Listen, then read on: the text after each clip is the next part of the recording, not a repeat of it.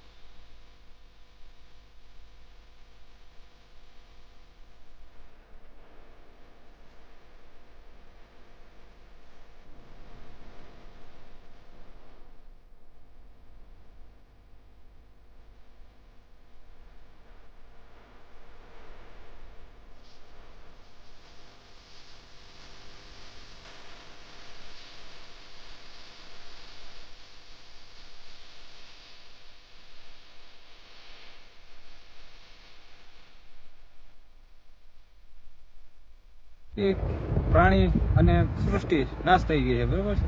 માલધારીને બધા ઘર વખરીને ઘર બધા ધરાશાય થઈ ગયા છે. પશુધન ને માણસ એ બસી ગયા છે. એટલે માણસો માટે તો પૂરેપૂરી સુવિધા અત્યારે બહારથી બધે મિત્રોએ અને સંસ્થાઓએ કરી દીધી છે. હવે રહ્યો પ્રશ્ન માલનો, ખાણદાણ અને નિરણ પૂરાનો. જો નિરણ પૂરો પૂરતો મળી જાય તો પશુધન બસી જાય. અને સરકારશ્રીને એવી વિનંતી છે કે એના ગોડાઉનમાંથી અત્યારે ઘાસચારો પૂરતો મળે એ પ્રમાણે પ્રયાસ કરે. હા ભગવાનજીભાઈ, જે રીતે જંગલ તો વૃક્ષોનું બનેલું હોય છે અને તોફાની પવન હતો, તો એ પવન અને વાવાઝોડું એ રાત્રે કેવું હતું અને વૃક્ષોને અને તમારા જે નેસ છે એને કેવા પ્રકારનું નુકસાન થયું છે? પૂરેપૂરું નુકસાન થયું છે. કારણ કે ફરતો પવન આવ્યો એટલે મોટા મોટા 20-20, 30-30 વર્ષના જૂના વૃક્ષો ધરાશાયી કરી નાખ્યા. અને જંગલના જે રસ્તાઓ છે એમાં અત્યારે કેવી પરિસ્થિતિ છે? અત્યારે તો જો કે પરિસ્થિતિ જો અમારા જેટલા રહેણાંક વિસ્તારના છે એ જંગલ ખાતું રિપેર કર્યા છે જીસીબી મશીન લાવીને બધા, બરોબર. બાકી અંદર તો ક્યાંય માણસ હાલી જ જઈએ કેમ નથી અત્યારે જંગલમાં.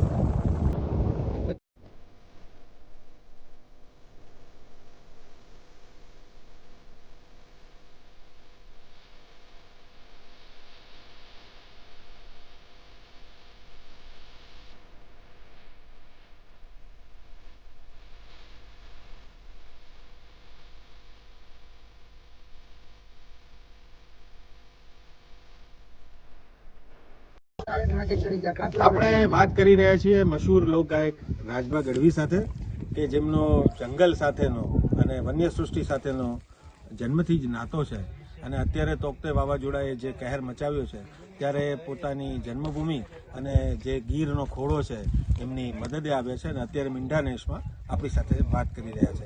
રાજભા, તમારા લોકગાયનને તો બધા લોકો જાણે છે, પણ તમારો જંગલ સાથે કેવી રીતનો નાતો છે એ જણાવો. હા, જંગલ આ તો મારી આમ જન્મભૂમિ પેઢીઓની છે. અમારી પેઢીઓ ગીરમાં. હું ખાલી 10-11 વર્ષથી બહાર જુનાગઢ રહેવા ગયો છું. બાકી અમારે જન્મભૂમિ જ ગીર છે. આવી રીતે નેહડા, આ જ નેહડામાંથી હું આવેલો, એટલે આવા જ એમ. મારું નેસ લીલાભાણી, આવા નેસમાંથી જ બહાર. એટલે મને ખબર હોય માલધારીની પરિસ્થિતિ શું છે. માલધારી કોઈ દિવસ હજી સુધી કોઈ માલધારી સરકાર પાસે સહાય કોઈ દી માંગી નથી. એક સોલાર બત્તી સિવાય કોઈ દી માલધારી કાંઈ સરકાર પાસે લીધું હોય તો પૂછો. કોઈ નહીં. ઈ એમ કે અમે અમારી રીતે આત્મનિર્ભર જ છીએ, પણ અત્યારે ક્યાંય ના નથી રહ્યા. ઊંચો આબ ને નીચે ધરતી થઈ છે. અત્યારે અમુક આ ગીર આ વિસ્તાર તો નાના ઝાડવા વાળો, એટલે અહીંયા હજી ઝાડવા અમુક વિસ્તાર એવો છે કે આમ તમે હાપ ને બાજુ ઘરેથી નેહડા બાદ જેવું ન થઈ શકે છે. કદાચ ઘાસ ઉગે તો એ ક્યાંથી જાશું, આડે ધડ ઝાડવા પીડ્યા છે. એટલે અરબો ઝાડવા છે આમ તો ગીરમાં હોય ને 1400 કિલોમીટર છે, એમાંથી કરોડો તો પડી જ ગયા છે. આ તો ખરેખર તો જંગલનું જે અસ્તિત્વ છે એ વૃક્ષોને આધારિત હોય છે, અને વૃક્ષો નથી તો જંગલ હોતું નથી. રાજભા જે રીતે કહે છે કે અસંખ્ય વૃક્ષો જમીનદોસ્ત થઈ રહ્યા છે, અને જે વૃક્ષો પડી ગયા છે એમના કારણે એ પોતે અહીંયાના છે. સામાન્ય રીતે પણ વન્યપ્રેમીઓને ખૂબ જ દુઃખ થાય આ ઘટનાથી, તો એમને તો બેહદ દુઃખની અનુભૂતિ થઈ રહી છે. રાજભા, આવી પરિસ્થિતિમાં તમે જ્યારે નેસમાં ફરી રહ્યા છો અને લગભગ દરરોજ તમે ખૂબ જ સક્રિય રહી અને સોશિયલ મીડિયામાં પણ માલધારીઓની વેદનાને રજૂ કરી રહ્યા છો, તો આ એક એવો વિસ્તાર છે કે જ્યાં તો મોબાઈલનું નેટવર્ક પણ નથી. એ લોકોની વેદના પણ વિશ્વ સુધી પહોંચી શકે એમ નથી. પહોંચવી જોઈએ. તો તમે કેવા પ્રકારની પ્રવૃત્તિ આ જાણ્યા પછી શરૂ કરી છે? મેં થાય એટલું મારાથી થયું એટલું હું આપું છું. બાકી જે સાહક મિત્રો હોય કે કોઈ સાધુ સંતો હોય એમને વાત કરી એ બધા રાજી થઈને કે છે કે અમારાથી થઈ. જે થાય એટલું ચારે બાજુથી મેં ખાલી વિડીયો મૂક્યો, એટલે નિર્ણય વાળા નીકળ્યા છે બધા. એને મેં કીધું તમે તમારી રીતે જે પ્રાંત તમને આવે એ તમે દેવા માંડો, અને હું મેં કીધું મારી રીતે જેટલું પુગાય એટલું. એટલે પેલી જરૂરિયાત અત્યારે માલધારીને સારાની જ છે. હજી વરસાદ થાય તો 2 મહિના પછી ઘાસ કરવા ત્યાં સુધીનું લઈ લીધું હોય. બીજું અત્યારે સોમાહુ માથે આવતો તો માલધારીઓએ વ્યાજુ લઈને ઉસીના લઈને ખોળ ભરી લીધા હોય પેલા, કારણ કે સોમાહુ આવે ઈ પલળી ગયા છે. એટલે ઈ અમુક માલધારી ઓછા હોય આ બાજુ, અમુક મેં નેહડામાં એવું જોયું થપ્પા ગુણના પલળી ગયા ને ઈ હવે ગંધાય છે, બહાર નાખે કોઈ ખાય તો પશુ મરી જાય, જંગલી જાનવર મરી જાય, તો એને નાખવું કે એવી દશાય છે. તો ગીર પ્રત્યેનું ઋણ ચૂકવવાનો અત્યારે માત્ર અહીં આસપાસના લોકોનો જ નહીં પણ પૂરા વિશ્વ માટે સમય છે કે આ વન્ય સૃષ્ટિ છે તો આપણે છીએ. આપણે કોરોનાના કાળમાં જોયું કે ઓક્સિજનની અછતથી શું થાય છે, તો આ બધા વૃક્ષો ખરેખર તો ઓક્સિજનના કારખાના છે. તો ગીરની આ ભૂમિ છે જેને માટે ખમ્મા ગીરને ઘણી ખમ્મા કહેવાય છે, અને ગીરને તો લોકો પોતાની માતાનો ખોડો ગણે છે. તો રાજભા જ્યારે આપણી સમક્ષ હોય અને એ ગીરમાં હોય અને એ પણ નેસમાં ઉભા હોય, તો રાજભા તમારા લાખો ચાહકો છે, કોઈ ગીરને લગતી એક પંક્તિ તમે સંભળાવો જે લોકોના દિલને સ્પર્શી. જેમ આપણે સિંહને હાચવવાની વાત કરી, ગીરને જંગલને ઝાડ, એટલી જ જરૂર માલધારીને હાચવવાની. માલધારીથી પણ ગીર રૂડી છે. માલધારી પણ એક છે ને, એનું જીવન, એનો વિવેક, એનું સમર્પણ. એક માલધારીને ખાલી 8 લીટર દૂધ થતું હોય ઉનાળામાં ઓછું, અને તમે 5 મહેમાન આવી જાય ને તેથી દૂધ પાક બનાવી નાખે, આજ ભરવાનું નથી, નહીતર એનું બધો નિર્વાહ એના ઉપર હોય, એને બીજું કઈ છે જ નહીં. તો એ માલધારી છે. એટલે આમ તો ગીર વિશે અત્યારે તો ખૂબ બોલાય છે, પણ એક કડીમાં ગીતની સંભળાવું કે હરિયાળી ગીર છે રૂડી અન પવિત્ર પ્રેમ ઘેલુડી, પણ વાયુ જ પાટે એ જાડવા ઝૂલે એ હાલતા ચક લઈ. આ તો એને રૂડપનું વર્ણન છે. અત્યારે તો વિકરાળ બની ગઈ છે. જમુના કાંઠે ને જાદવા સાથે ગોપીઓ ઘૂમી રહી, અને હાદુડાની ડણ કોથાતી, જાણે જસોદાની છાસ ફેરાતી. હરિયાળી ગીર છે રૂડ અજબ ખંજરી, જ્યાં બધે ભયાનક પડસન ગોધ પહાડ તણા, જ્યાં પહાડ તણા જીલે પડસંદા, પ્રજા અડીખમ પહાડ તણી, જીવન હાટા શીર તણા, જ્યાં ગાજે જંગલ ગીર તણા, જી ગાજે જંગલ ગીર તણા.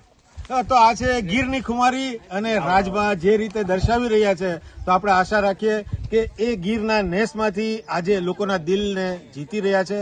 તો આપણે એમની જે વાત છે, એમની જે અપીલ છે, ગીરના માલધારીઓની મદદ કરીએ, અને અત્યારે એમનો જે કપરો સમય છે એમાં સૌ એમને સાથ આપીએ. રાજભા, તમે અમારી સાથે જોડાયા બદલ આપનો ખૂબ ખૂબ આભાર. Thank you very much.